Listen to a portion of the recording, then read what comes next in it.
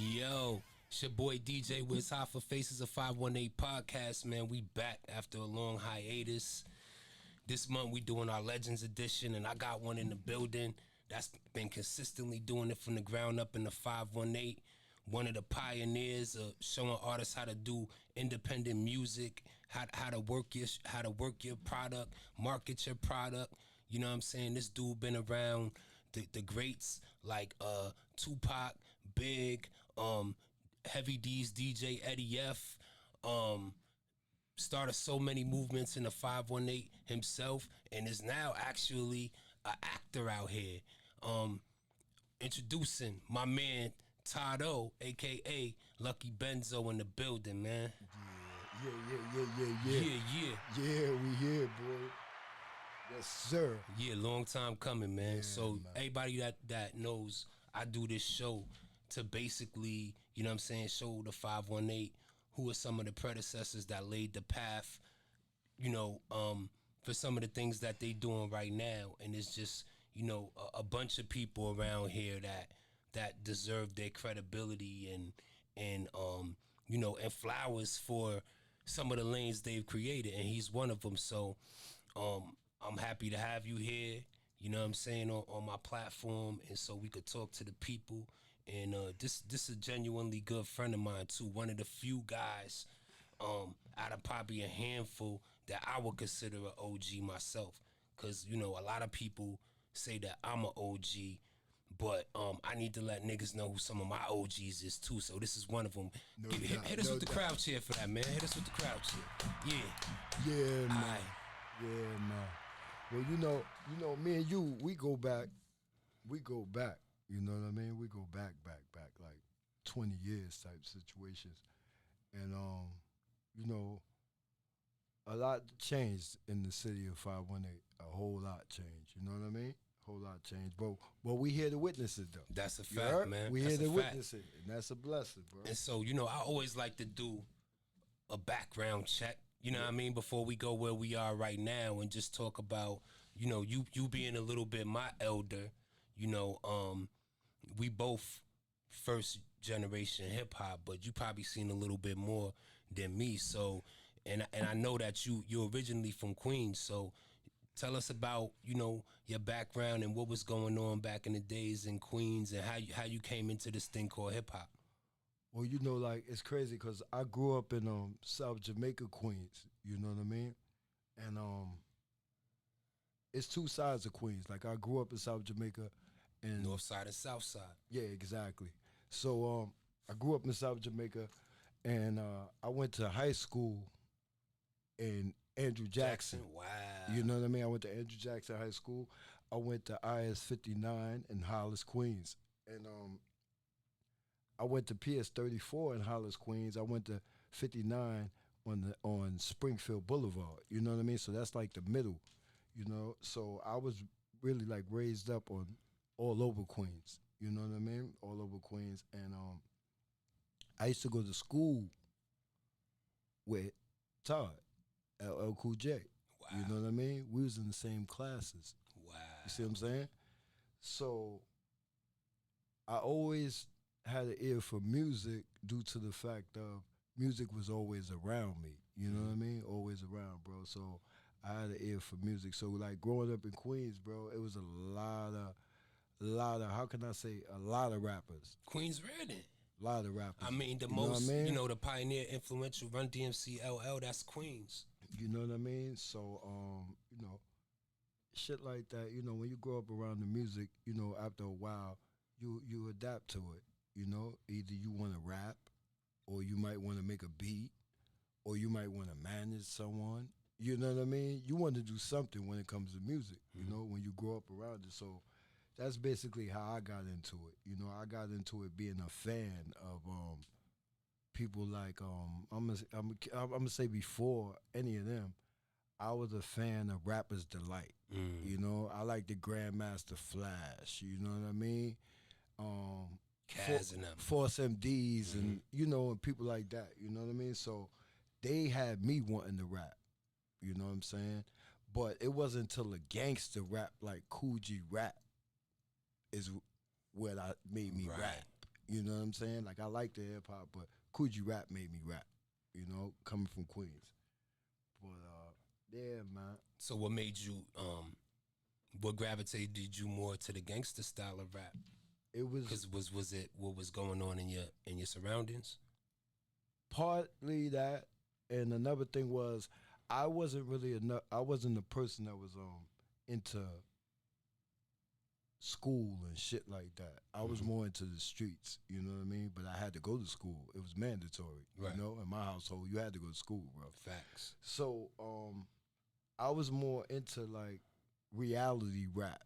So when I heard Coogee rap, it was more a reality to me than when I listened to Tribe Called Quest Got or you. something like that. Got you. You know what I mean? So it was just more. That was just more like, yeah, yeah. I hear him. I hear him. I hear him. You know, with a lot of artists is when it comes to my ear, I gotta hear you. You know what I mean? So Coogee rap is the first one I heard, and Rakim. You know what I mean? I like Rakim because he never cursed. That's But I right. like Coogee rap because he kept it raw. So yeah, that's That's what what's got up. me into the gangster I rap. mean, hey, you got some of the two of the same main influences I got. So those is two of the reasons why I picked up a pen too. So Yeah, I man. get it. So what got you to like taking hip hop seriously? Because apparently you reached some peaks that other people in their lifetime career have never reached. So how did you get from um, being influenced and wanting to do gangster rap to actually getting yourself in position to where people was like he's talented and I wanna deal with him. Yeah. Well, what happened was in 1994. Well, I'm gonna say 93. You know what I mean? This is when I started to really like get serious because I never wrote a rap. To this day, I don't know how to write I it. know I that's don't a know how fact. to. I don't know how to write a song, Right. and I got albums done. You know what I mean? But what it is like I said in '93, I was on the train in Manhattan, and I met a female. Her name was Kim Lee, and at the time, I had no idea that she was working for Eddie F. You know what I mean? Now I knew who Eddie F was because I was a Heavy D fan. Right. You know what I'm saying? So I'm on the train, my G, and she approaches me. So when she first approached me, I'm like, "Oh, she bad. She must want to holler something." She like, "Nah." She like, "You look like you do music." Now at the time, bro, you know what I mean? I'm not thinking about no music or no shit. I'm thinking about how I could bag her. So I tell her, right? Real talk, my nigga. I tell her, I say, yeah, I rap. I rap. You know what I'm saying? So she like, yo, listen, I know some people. Meanwhile, I'm like, I want to know her. So make a long story short, bro, I give her my number. She gives me a call. Um, I meet up with her, and she brings me to Untouchable Entertainment. Wow. So when I get there, mind you, right? She ain't heard me rap yet, bro. She's going by the look. She like, you have a look that'll work. You know what I mean? And if you can't rap, they'll write raps for you. You know, at that time, you know, it's whatever, whatever. You know, I'm on the block, bro. It's hot out here. Police everywhere. I don't really care. So, make a long story short, she brings me to Eddie F. And when they come in the room and I meet Eddie, the first thing that one of the ladies that was working with him said was, he has a very handsome type of look. You know what I mean? So Eddie, he's like, all right, let me hear you. Now, I ain't gonna lie to you, Wiz, right?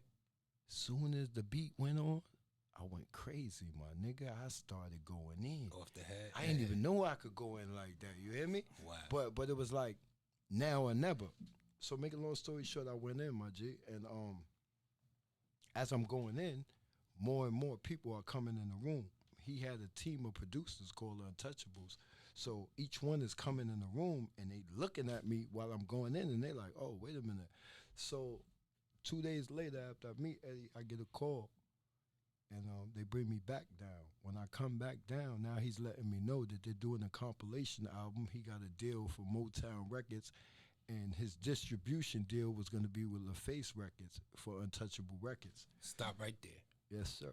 Let me give him a little background, because when he's talking about Eddie F, only certain delegators know who Eddie F is. But if you know who the rapper Heavy D is, you know most of his production was done either by Eddie F, Pete Rock, or Teddy Riley.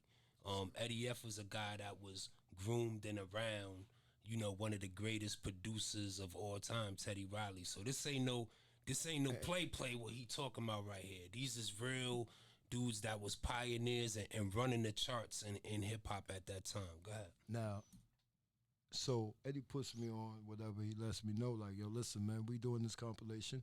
I would like to give you a slot in it. You know, he let me know all the artists that was on it. So at the time, I'm like, it's still fucking me up that I'm sitting with Eddie F.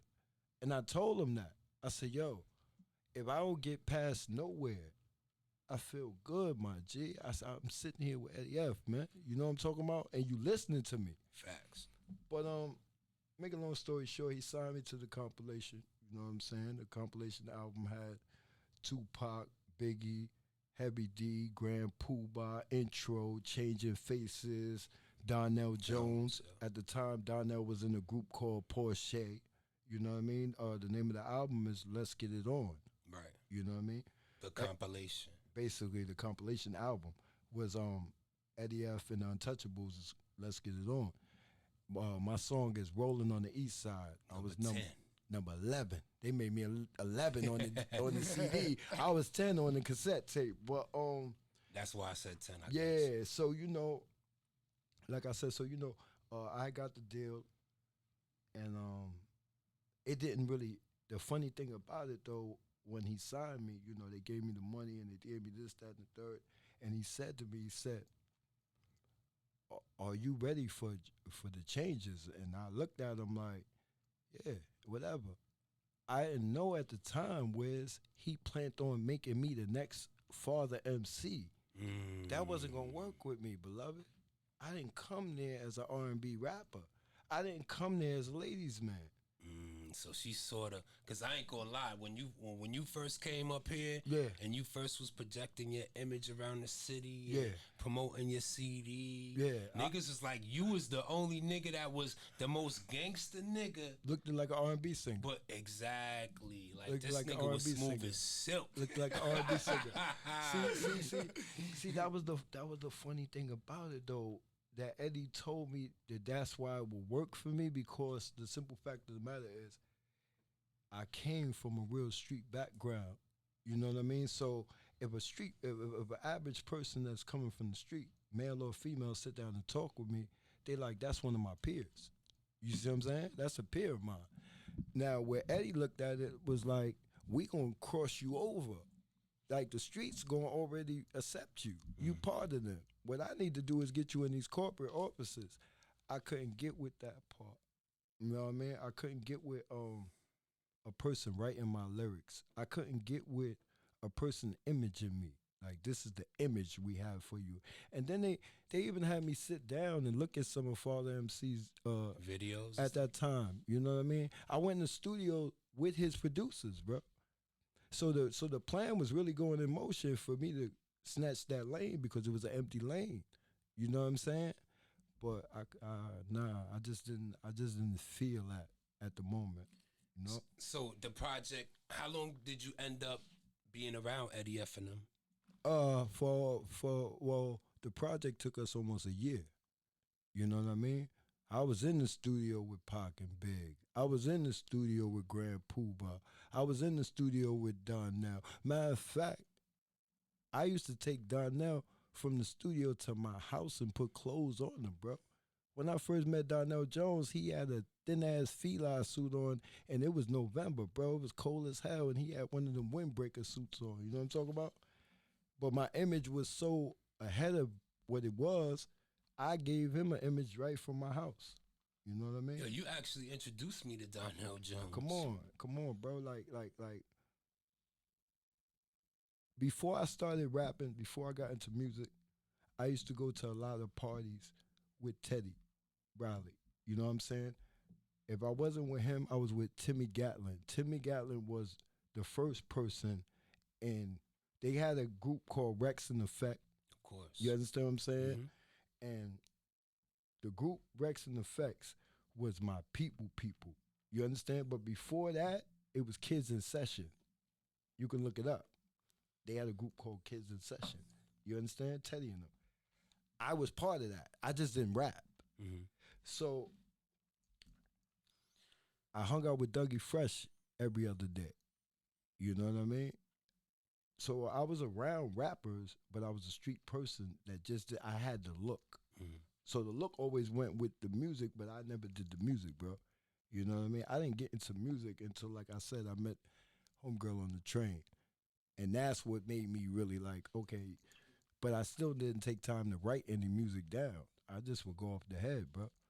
Whatever I felt is what was coming out on the song. You know what I mean? So that's how I was laying it down for a long, long time, bro. Record deal and all, through freestyling. You know what I'm saying? So what did that situation teach you about who you wanted to be as an artist?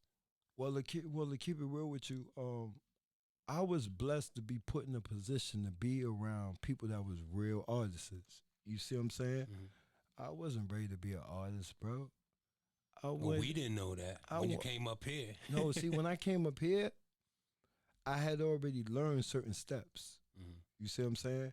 And when I came up here, it was more or less like I didn't see any like when I was in the city, I was seeing up and coming artists' posters and stuff like that. You know what I mean? Maybe a little flyer, a little sticker.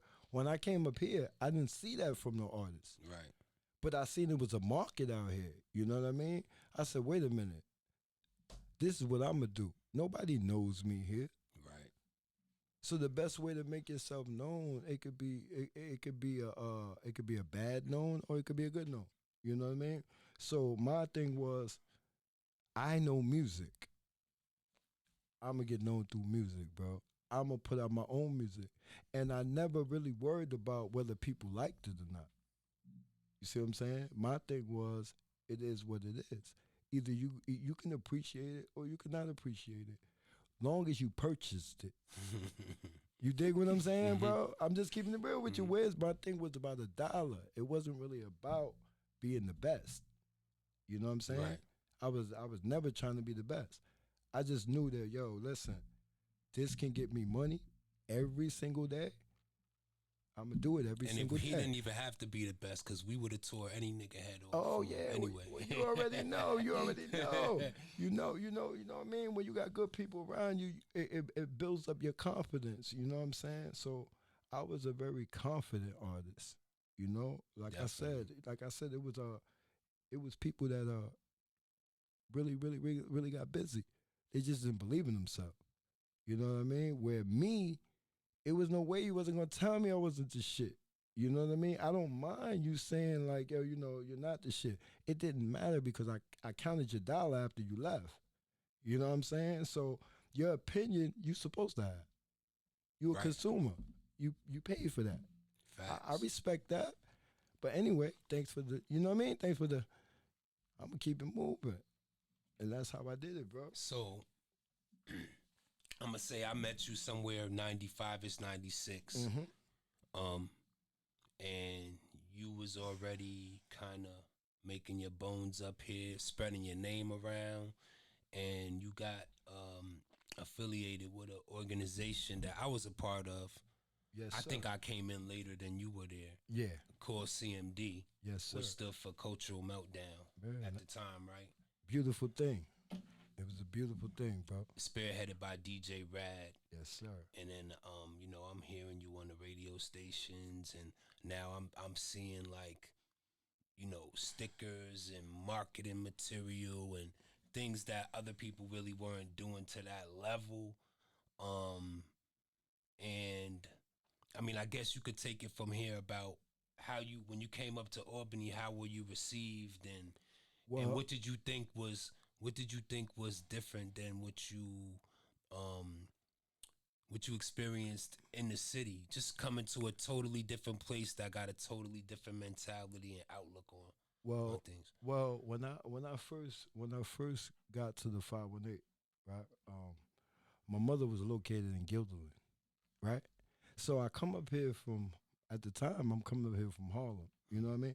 So when I get to Gilderland, I'm saying to myself, damn, this shit ain't hood at all.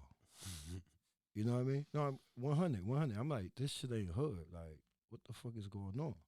So what I did was I got in contact with my aunt because I knew my aunt lived in the hood. So once I got to Albany, I wanted to know where it's at.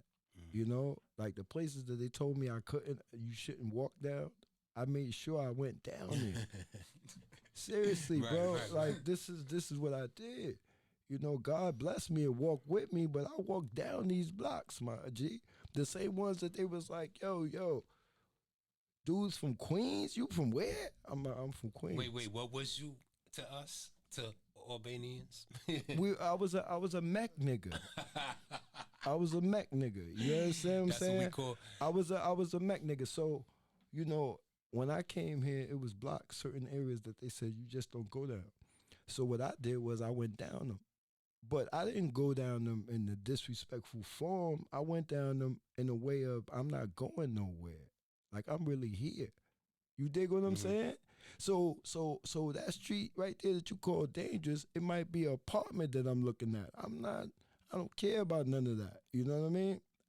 I feel like in any situation, I don't care where you at. It's how you carry yourself in this the respect and the energy that you give off to people is what you'll receive, bro. I don't care who you are, where you at. It's how you carry yourself. So at the end of the day, I'm going down these places, down these blocks in these areas, and I'm meeting people. Some people like me, some people dislike me, but it didn't matter because while I'm traveling through these blocks, I'm pushing my tape. They've never seen that before. So that alone had people looking at me like, "Oh shit, that's him on the cover of a actual cassette tape I could put in my deck right now. Yeah, that's me, yo. You know what I mean?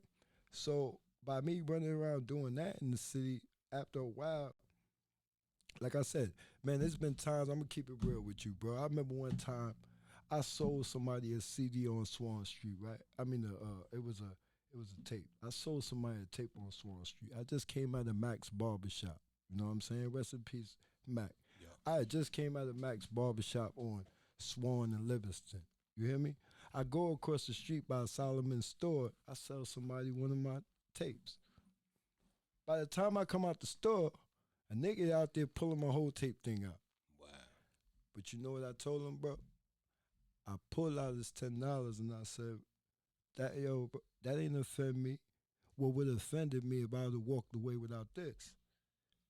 Don't you know son stalled on me? Really? Rocked me, right? But I doubled up on him.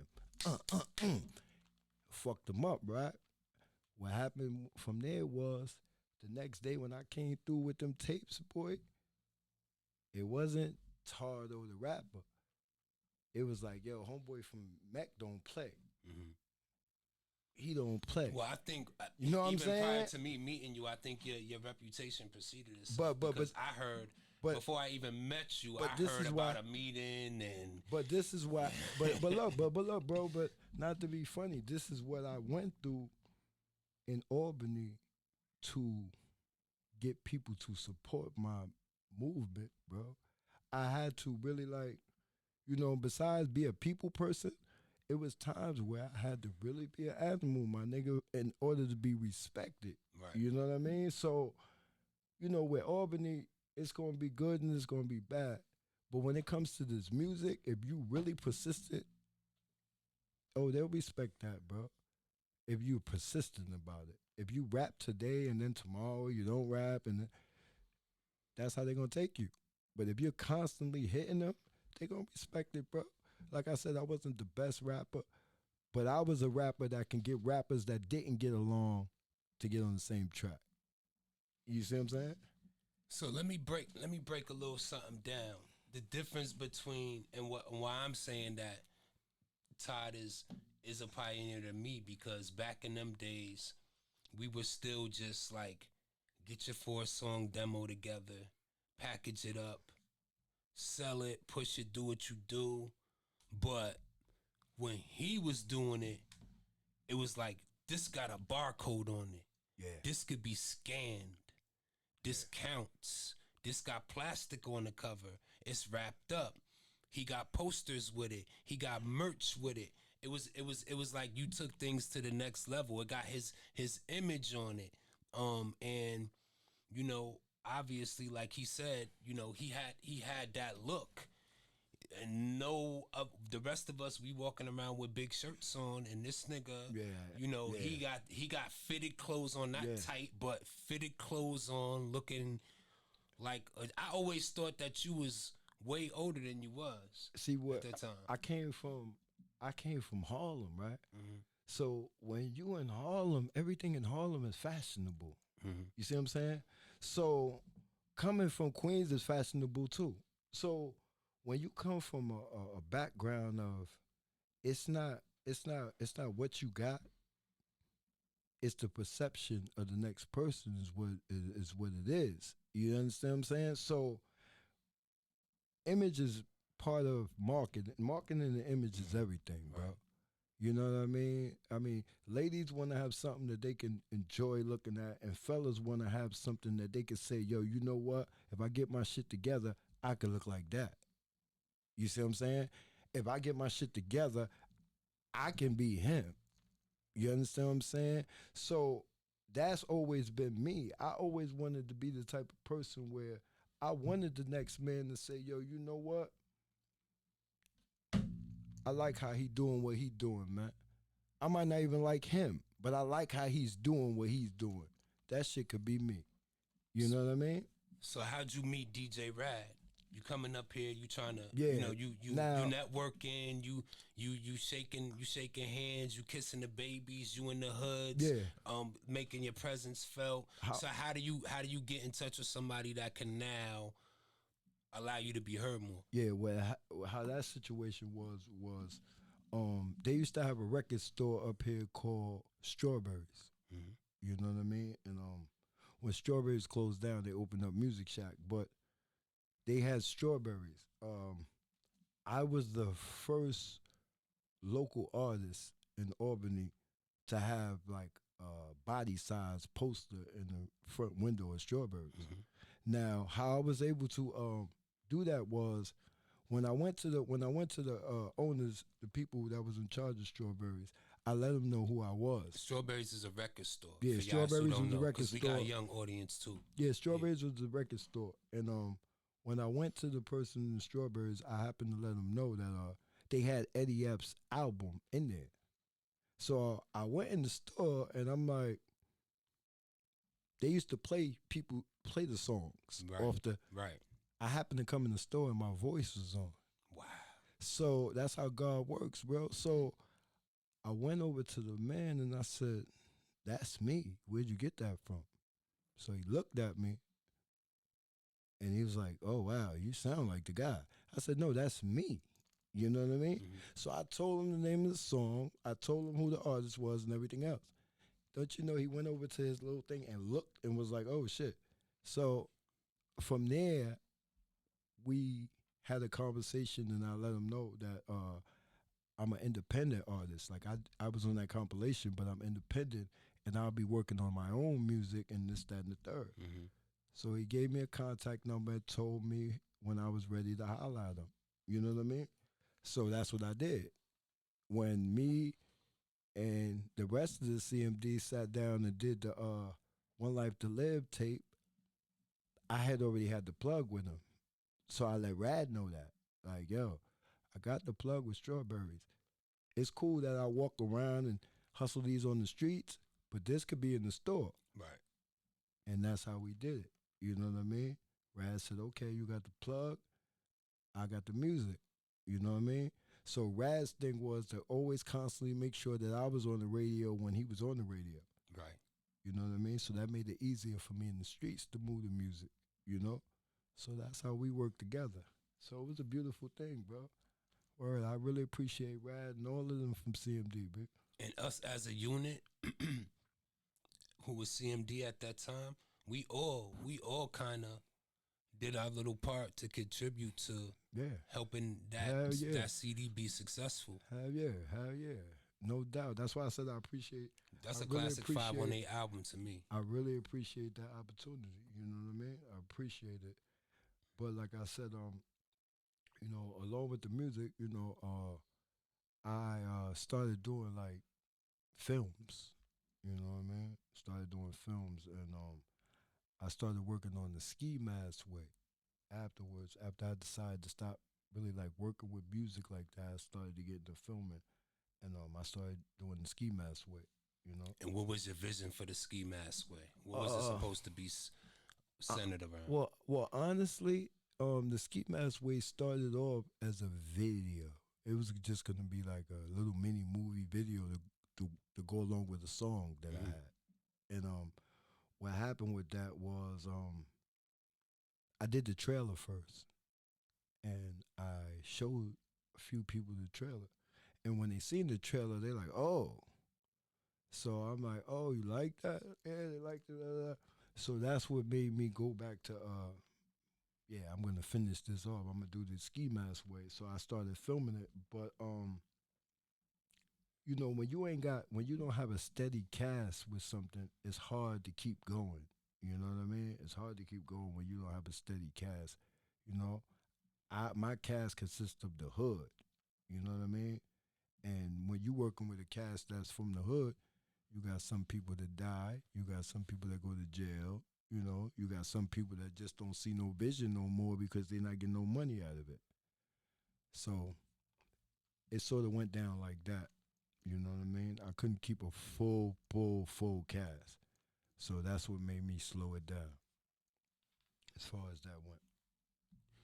Now, I think the ski mask way is notable because before like street series, and we all know we got our favorite street series, those have like emerged Yeah. probably the last 7 8 years, from Money and Violence to Respect Life to even locally the Wolves. The But I remember Wolves. you doing the ski mask way probably 4 or 5 years before that wave. Yeah, I did this. I started the Ski Mask Way in 2011. My first episode came out in 2012. But see, the difference with back then was a lot of people wanted me to put it on YouTube and things like that. Right. But DVD money was still prevalent back I was just about to say that. Whereas, like at that time, I had no income but my DVDs. then. Hmm. I had no income but my CDs. You see what I'm saying? Hmm. So that was my salvation right there. Like, this is how I eat. This is how I pay my bills. This is how I take care of the fam. So I couldn't put it out for free.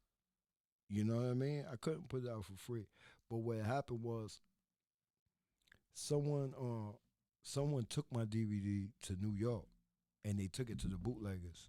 And once the first 3 episodes got bootlegged, they came back up here to Albany. Hmm.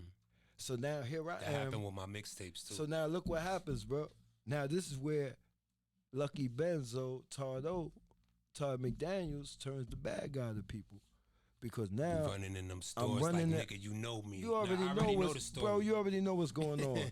So I had to turn tables over. I had to go up in people's establishments, lock their doors with their customer in the store. You know what I mean? Never make the customer feel threatened or intimidated or nothing like that. I'm not here for that. I'm here to have a conversation with the owner. I'm sorry that you're shopping right now though, but we gotta have a conversation. You understand what I'm saying? And I went to a couple of people and we got things together. Then from there, uh, the following episodes I put out, they only was in Music Shack. If you didn't go to Music Shack, you couldn't get them. You know what I mean? I stopped walking around the streets and selling them on the streets, and I put them in Music Shack, and that's where they stayed until I got them on the Access channel. You know what I mean? And then we went from selling the DVD to putting it on the Access channel. See, my whole thing was if I'm gonna give it away for free, it gotta be on a bigger level. I didn't think YouTube was a level for me at the time. You know what I'm saying? I was more concerned with local money. This is how I'm gonna eat tomorrow. You know what I mean? This episode right here, make 100 of these. You know what I mean? I make a little $300 tomorrow, and I'm good. That's how I did it for a long time. So I don't know. I probably would have got more notoriety.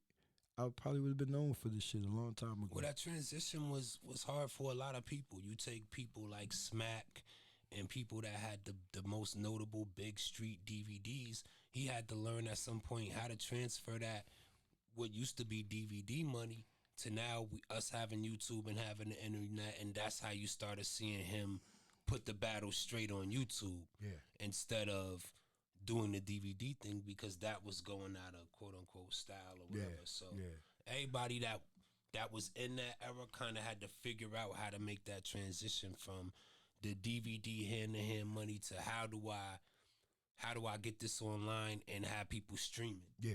Yeah. You know what I mean? And it's crazy because, like I said, people was trying to get me to do that from the very beginning, but I couldn't see exactly what they was talking about because I had people buying it every day.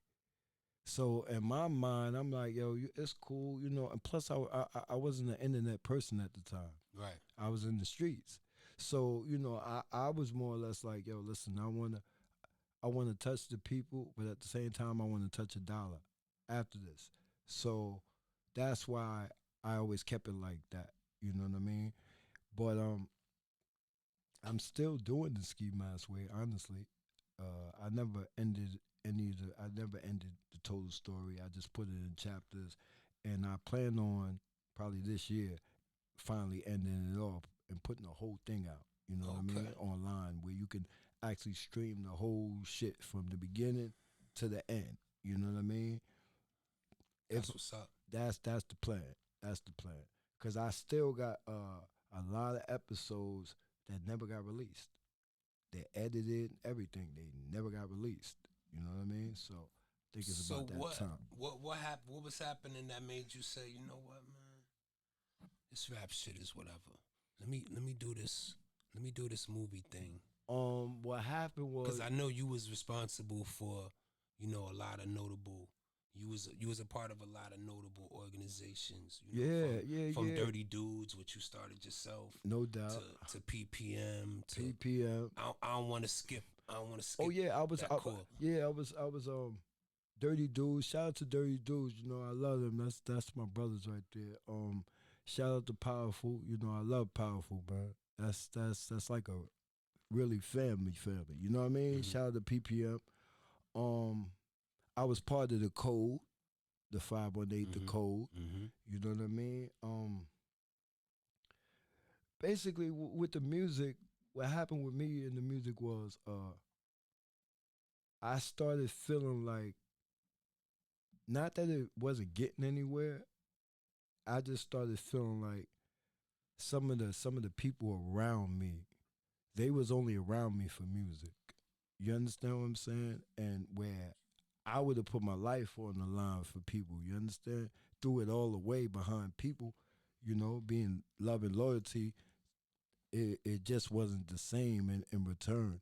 So, you know, when you start feeling like everything that you do for people is only beneficial, it turns you off. You know what I mean? It turns you off. So that's how I started feeling when it came to the music. Like, nah, you know what I mean? Like, it's not, it's no benefit for me anymore. It's only what I could always do for the next person, and that's not a problem. But they're out of here after they get it. You know what I'm saying? So it just made me say, you know what, I'm gonna fall back. I still enjoy the music. You know, I'm a big fan of Reddy Ra. I'm a big fan of my boy US Bay. You know what I'm saying? My boy tore it down last night. Like you gotta understand, there's certain people that I'm genuine fans of. You know what I mean? When it come to 518 music, I still say Tiff Gabbana's the best female rapper that I heard in my lifetime. I'm talking about for real, like.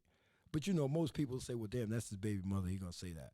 But I'm just keeping it real, my G. Like, I'm just keeping it real, my G. Like, she's really fire, like really fire. And only thing that I feel that might slow Tiff Gabbana down is that she gotta believe she fire. You understand what I'm saying? The people could tell her she fire, but she gotta believe she fire.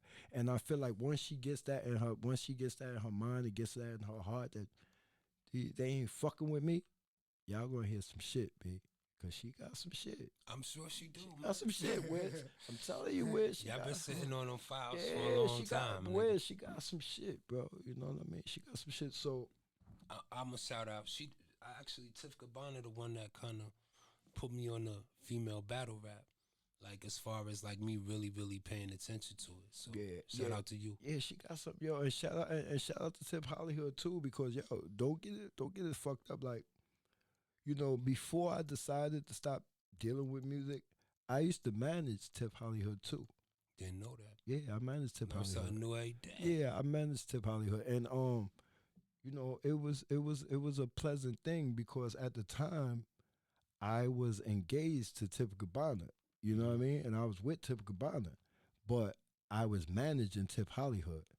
So it made me look like that nigga. You know what I mean? I ain't gonna front. You know what I mean? I was that nigga. But yeah, it was pleasure. It was a pleasure working with her.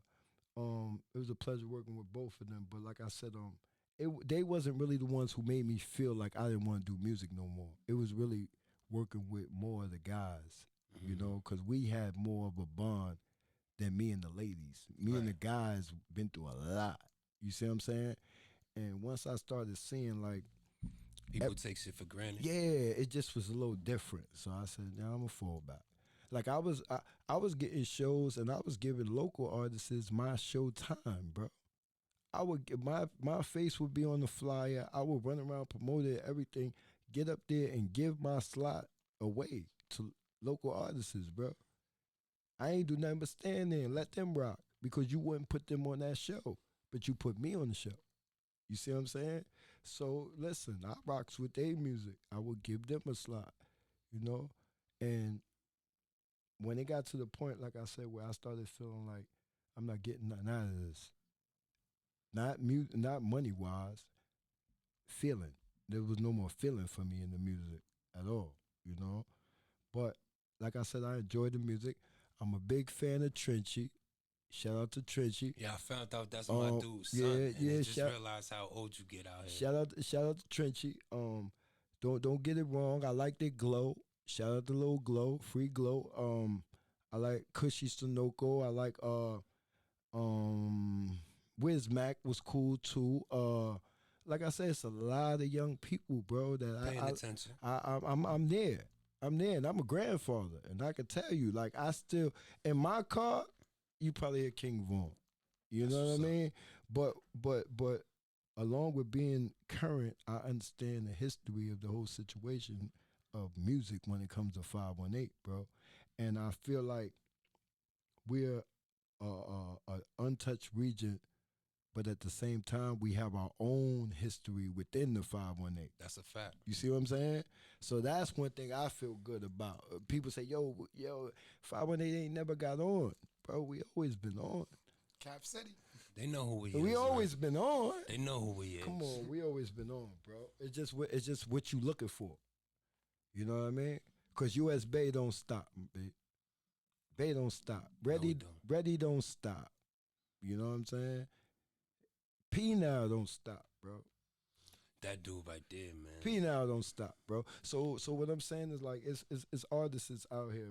It's just the fact of people make decisions of who they want to go with instead of going with your community.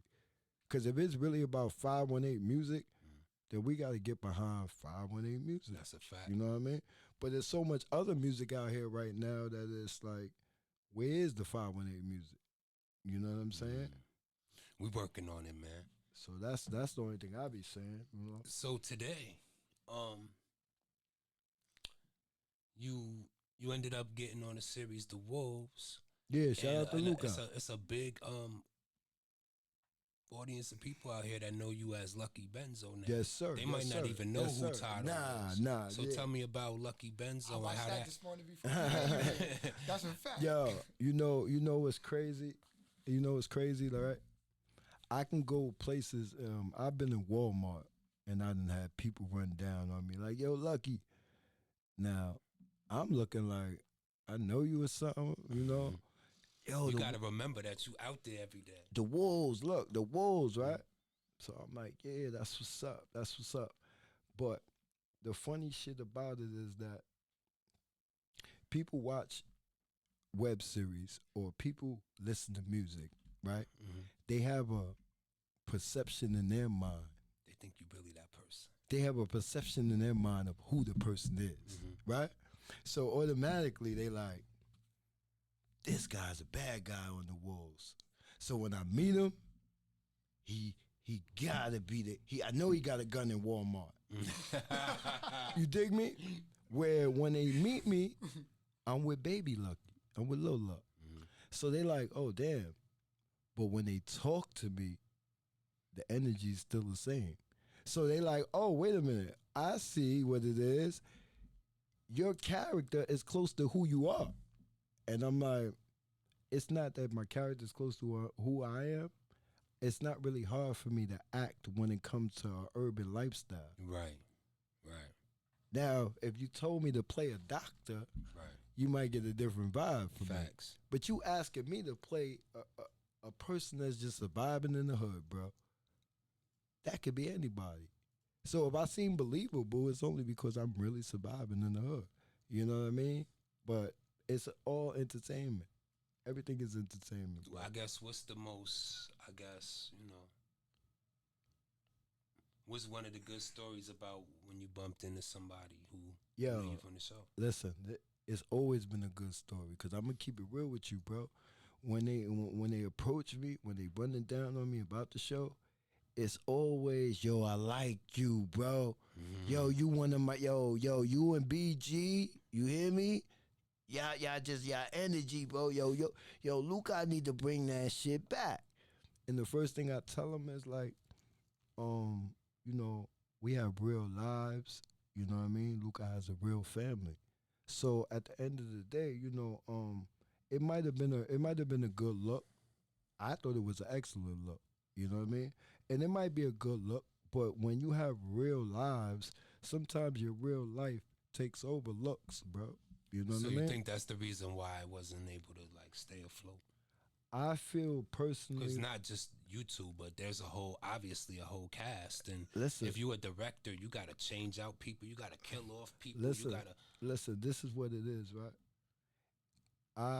I personally feel, right, not because I was on the show, because I'm gonna be on the show until the end of the time. You know what I mean? I'm like a wolf. I'm a wolf character for the rest of life, for lifetime. You know what I mean? So, I personally feel like a lot of people don't really take into consideration that when people are creating shows, these are human beings that's creating them. Mm-hmm. These ain't people that fell out the sky. These ain't people that don't bleed. These ain't people that don't laugh, smile, joke, you know what I mean, cry. These ain't people that don't, you know what I mean? These are humans. So when you got a real life, like I said, sometimes you have to take a break from entertainment to deal with real life situations. Right. You know what I mean? I personally feel like It's the same reason why my podcast is coming out a year later. yeah, I feel like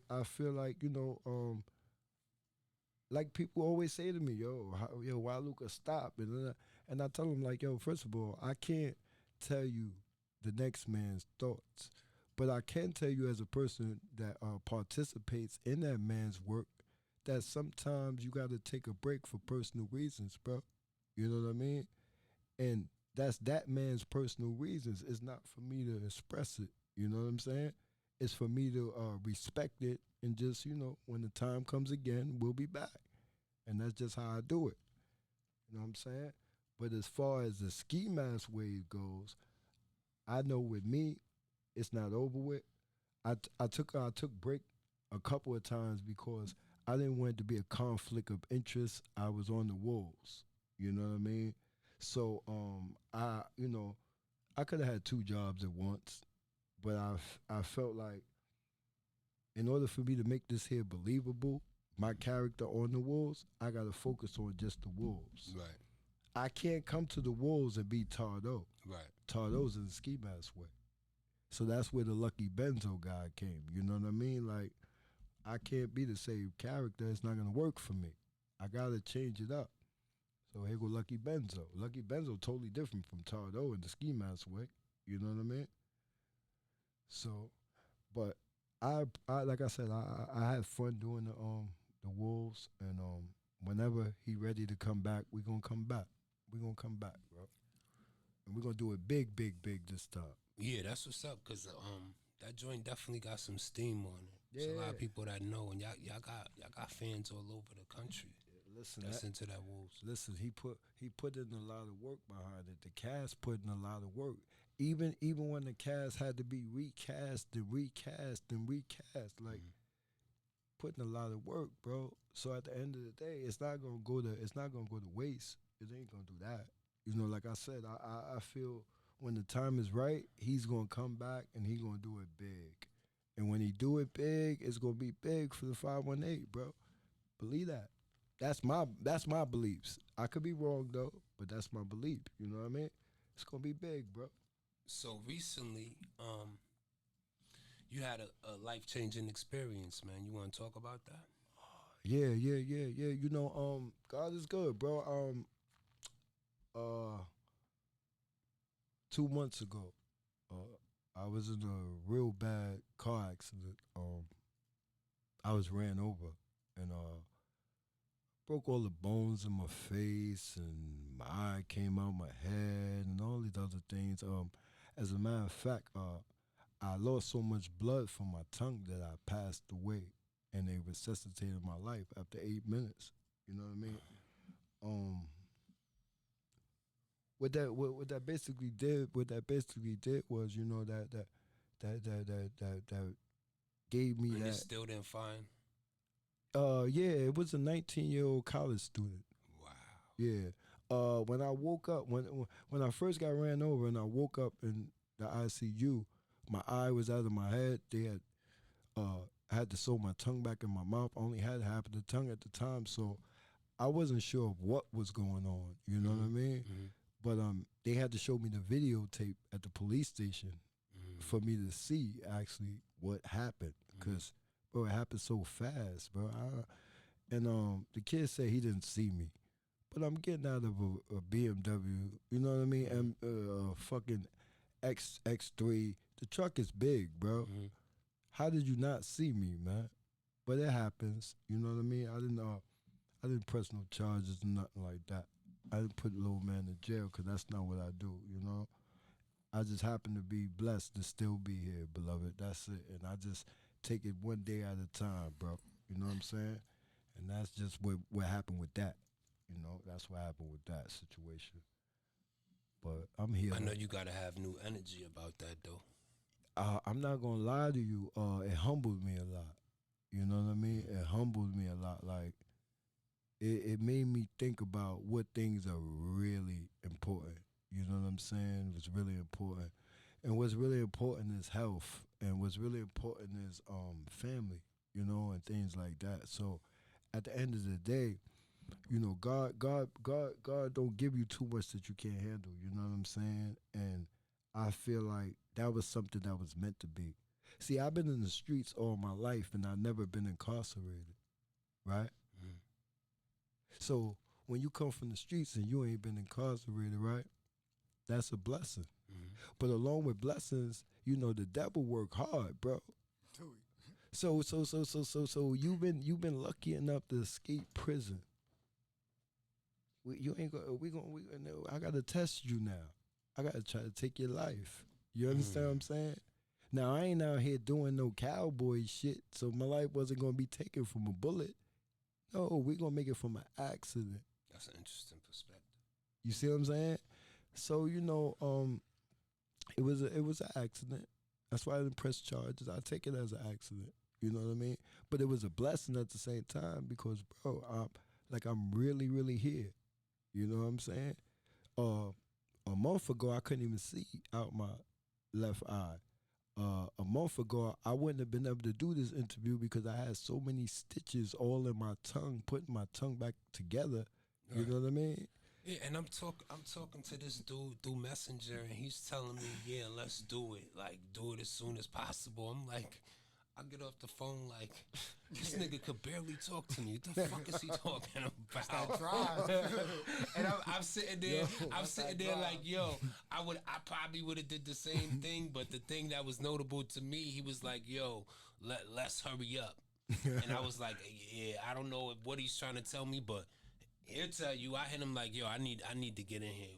What's up? I need to get this studio back in order so we could get this done. Yeah, you know, like because I didn't know if you was going down south, if you was leaving or yeah, what. nah. See, my thing is to leave, right? But I wanna do things for my city before I go anywhere. Anywhere, bro. Like, nah, we ain't going nowhere until you know what I mean? I gotta at least be a landlord and give a person a place to live. I gotta at least be able to put one of my peoples in positions to have an income, a job, and shit like that. So, you know, I went through this with this car situation, and, you know, we'll see how this turns out, you know what I mean? But if it turns out in any type of good perspective, I throwing that back into my community, bro. You know what I mean? I can't take money and go. I got to take money and stay and expand my city and bring things up in my city, bro. Yo, I feel So that way. I ain't going nowhere yet. You know what I mean? As much as I would like to leave, I know no. If I leave, if I run into a bunch of money and leave the city, right? Along with me leaving the city, I'm leaving opportunities for the next person in my city, bro. You know what I'm saying? I'm really leaving them without opportunity, bro. You know what I mean? When I know I'm getting enough money to change lives. You understand? Why not change a few, bro? You know what I mean? So that's my whole intentions. I'm not going nowhere, B. You know what I'm saying? I'm gonna be right here, and I'm gonna open up some things, and I'm gonna do some things for my community, and we're gonna see how that work out after that. You know what I mean? But I ain't going nowhere. My intentions was to go. You know, when you wake up from your deathbed and you never thought you would die, you wake up to all type of thoughts. Yeah, my first thought was, get the fuck up out of here. These niggas almost killed you just now. But once you get past that feeling and you realize they didn't kill you, bro, and you ain't dead, you still got community to take care of, bro. That was your mission from the beginning. When I got out that car, I wasn't expecting to get ran down, bro. I just got off work. I was just going to get something to eat. You know what I mean? So the mission I was on before I got hit must be the mission I stay on after. That's a fact. See what I'm saying? So that's all. That's where I'm at with it, bro. You know, that's where I'm at. It's sort of sad the way the city is turning out. You know. Yeah, we gonna get into that real quick. Cause you know the situation in the city is crazy. I'll be, you know, a fool not to be having this platform and speaking about, you know, the violence that's going on in the community, man. What do you think that is not happening enough? Well, I'm gonna tell you, right? This is what it is, man. A lot of older heads, I feel that they're scared of the younger heads, bro. You see, when I say that, I don't mean it like in a physical way. I mean like in a mental way. See, if you sit down with certain young people will make you feel like you're a dinosaur. But this is history, bro. You understand what I'm saying? And then you got other certain young people that'll make you feel like you loopy like they are. You see what I'm saying? It was a time where you could sit a young man down and give him some words of wisdom or whatever, my G, and he would take that in. Nowadays, a young man could walk right away from you, Wiz, look it up on his phone to see if what you said was facts. You see what I'm saying? So it's a difference now where, like I said, we lived by what we seen and what we learned, and no, they can see it right like this on their telephone. They ain't got to learn shit. I just learned how to do So it's a different time, bro. It was a time where a person might have watched the movements of a man and looked up to that. Now they look at social media and watch the movements of several different people, bro. What you said to me earlier was when you came up here, Yeah, the 5%ers was out here. that's another thing. That was a prevalent statement. That was 'Cause I another say that thing. shit all the time. Let me tell you, when I got to Albany, right, Allah Born. When I got the That's Allah Born, let me tell you, the average kid that's out here right now committing crimes, if you ask them their government, they got righteous names, bro. Because their father or their grandfather was. Listen to what I'm saying. If you ask them their government, or when they put their government in the newspaper, they got righteous names, bro. See, like I was saying, when I first got here, it was a 5% nation type thing. Facts. 15 years later, it was Blood and Crip. Now it's Chicago. You see what I'm saying? So it's like you know Chicago or Memphis, and it's everywhere but Albany. So what I'm saying to you is like I watched the phases, and a lot of them guard bodies that these kids are named after, they're incarcerated, bro. So guess what? While they incarcerated, they on the streets to be left with. Left with the savages. So what happens here is, you got mothers that want to be too young. You got fathers that's taking out the picture. You'll have a mother that want to be a son's friend. No, you must be his mother because his father's already gone. You see what I'm saying? So what's going on right now, like I said, what's going on in my community from what I'm noticing is that, you know, a lot of women are out here by themselves trying to raise these boys, bro. And then you got these boys that's bringing the money to the table. You know what I mean? It's a lot of, it's a lot of can't say nothing about the lifestyle because she need the money. Thank you. It's a lot of young men out here that really got money. I ain't talking a little bit. I'm talking about money. So when it comes down to that, and he's the one paying all the bills and doing this and doing all that, he ain't trying to hear what she talk about. Right. But if dad was there, you see what I'm saying? It would be a difference. So where I feel a lot of things are going on in our community is because they've taken a lot of fathers out the picture, bro. For real, bro. And a lot of fathers is taking themselves out the picture too. But you also got mothers that's fathers too, bro. Listen what I was gonna explain to you though, bro. You have fathers that don't want to acknowledge their children because of what went on with the female. See, you got different mentalities Types, and you got different households. But outside of them households is what we call a community. So now if you come from a crazy household, you come from a household that's normal, I come from a household that's and we put that on the streets, this is our community now. You know what I mean? So like I said, there's a lot of mothers out here doing this here by themselves. There's a lot of fathers out here doing it by themselves. There's no longer a family structure. Right. You know what I mean? The streets can't be your mother and your father. Nah, the streets don't love nobody, bro. The me? streets are to be walked on. You can't expect love over something that you walk over. Yeah. You wouldn't walk on the person you love.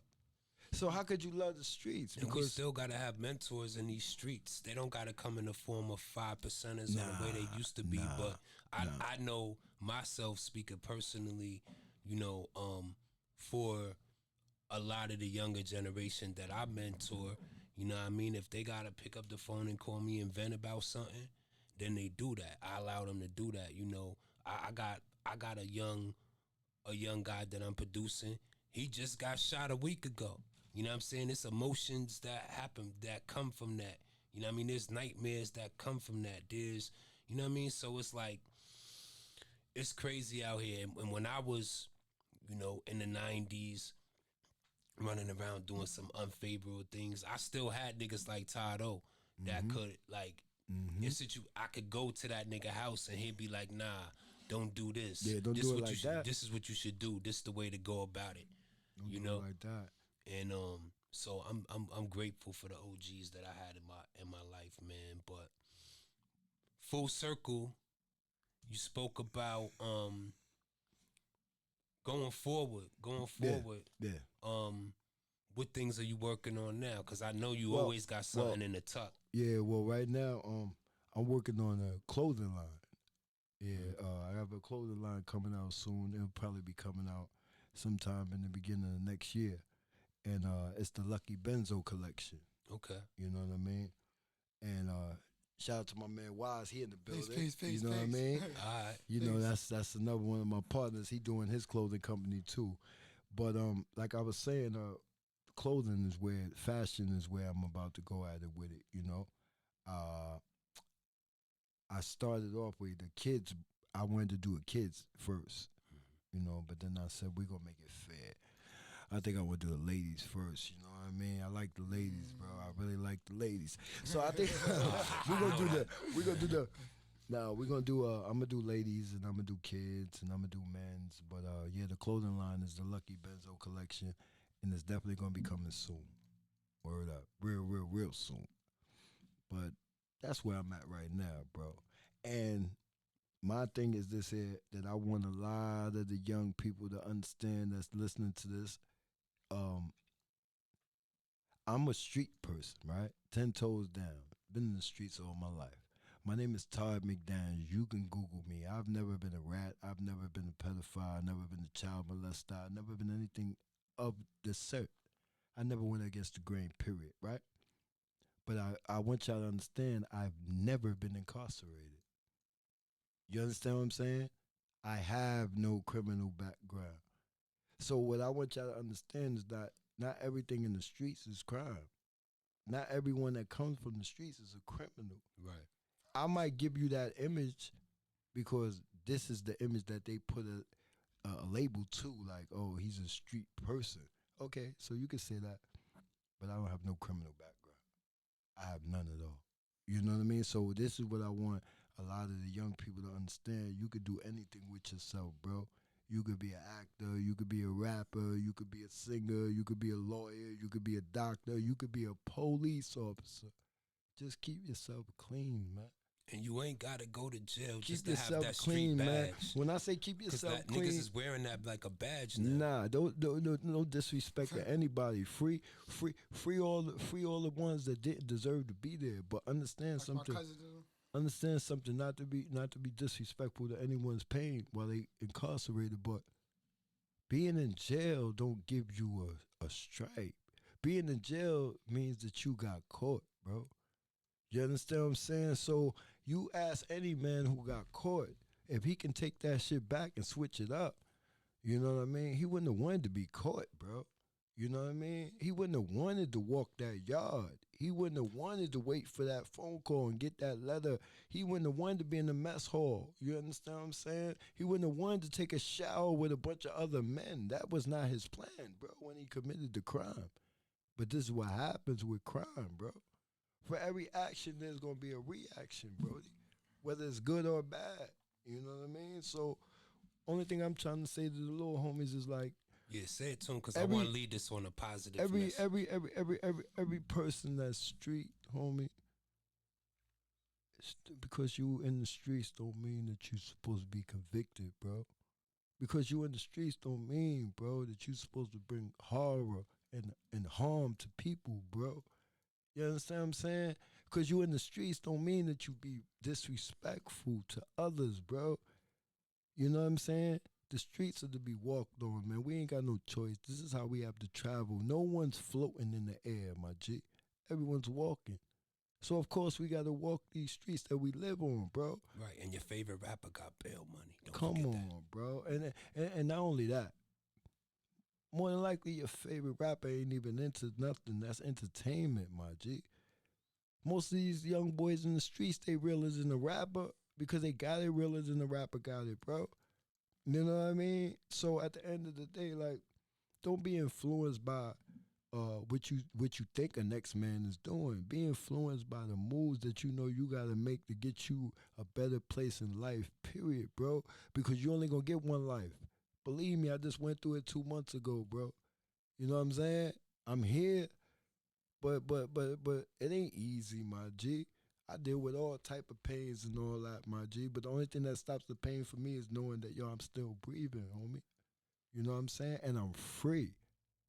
You know? When you free, man, it's a totally different state of mind, bro.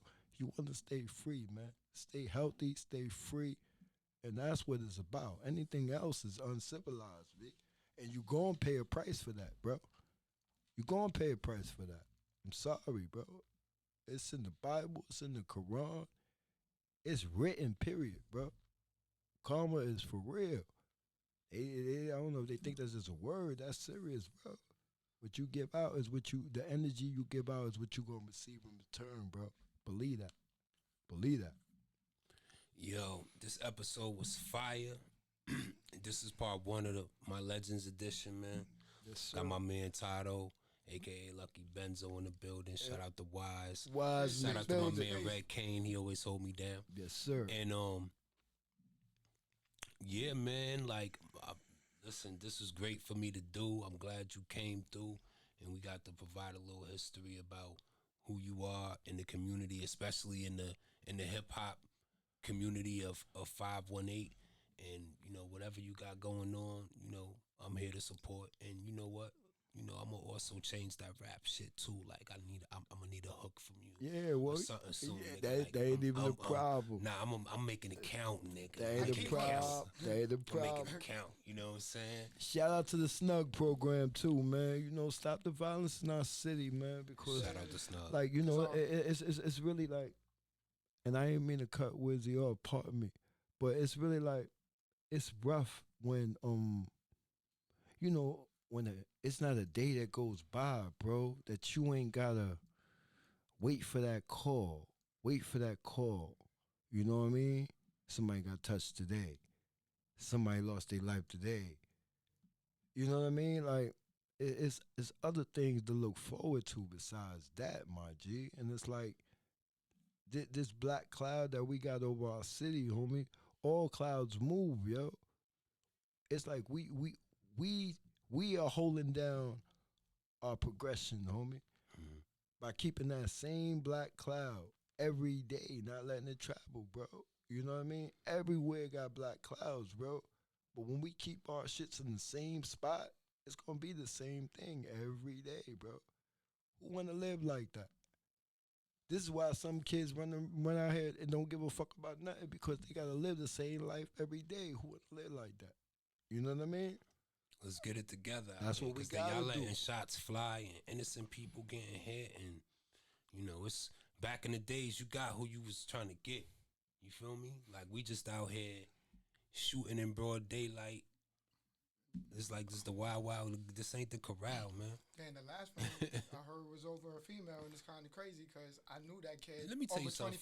Women will always be the root, one of the roots to men fighting. Women, money, all that shit. Yeah. Those are the things that we kill over. Oh, but it's really ego here. It's a lot of ego, bro. It's a lot of ego because, and the social media shit.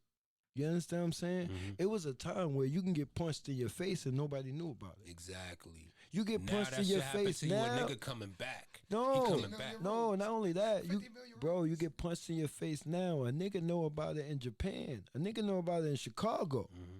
50 million views. You see what I'm saying? They talking about it in L.A. Oh, that's homeboy from Clinton Avenue. They got beat the fuck up. So it's like, it's all about looking in the mirror and appreciating who you see, bro. And then you ain't got to worry about impressing nobody else. People are too worried about what the next person thinks of them, bro. But when you dead, ain't nobody thinking shit of you, my nigga. When you locked up, ain't nobody think about you. They think about fucking your girl. You know what I'm saying? They think about stealing your stash and robbing your.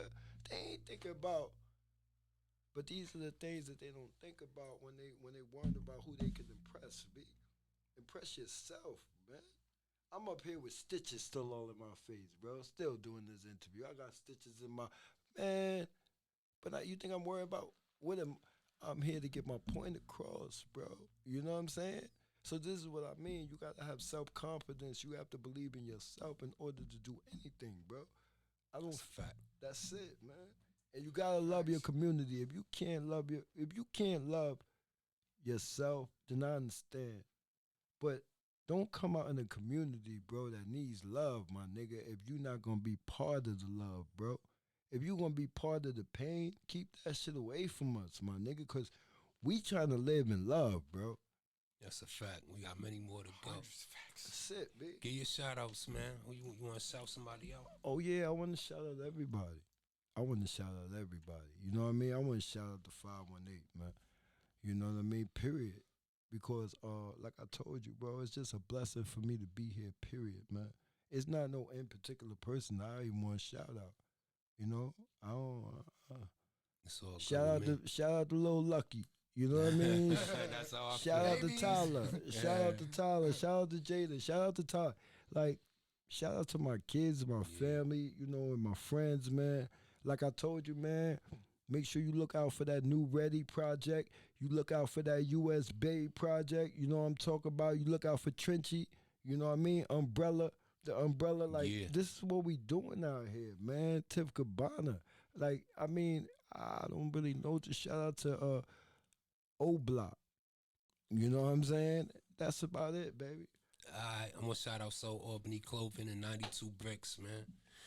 And we wrapping up another episode of Faces of 518. Yes, it is. We're gonna be back at your dial soon. I'll probably put this episode out within the next week. So it's lit, man. Thanks for coming through. Yo, God is good, man. You already know how I feel about you, bro. God is good. And like I said, humble my city, please, God. Humble my city. You heard? Amen. Definitely need it. These kids need it.